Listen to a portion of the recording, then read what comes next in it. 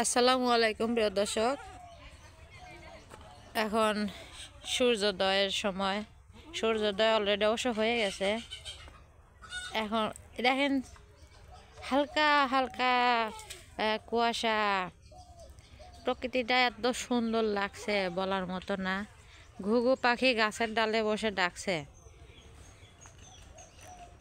ওই যে ঘুঘু পাখি, ঘুঘু পাখি নির্জন জায়গা ছাড়া নাকি থাকে না, শহরেও থাকে, তবে যে এলাকাগুলো একটু নির্জন সেই এলাকাটা বেছে নেয়।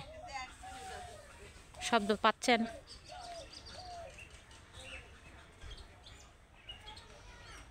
আমি পাচ্ছি।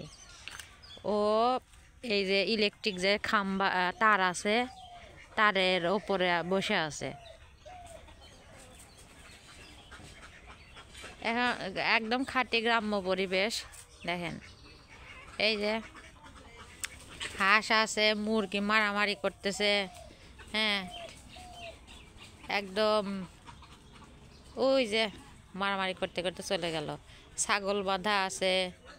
মানে খাঁটি গ্রাম্য পরিবেশের একটা আলাদা একটা সৌন্দর্য বলেন, ফ্লেভার বলেন, হ্যাঁ, এর সাথে অন্য কোনো কিছুর তুলনা হয় না।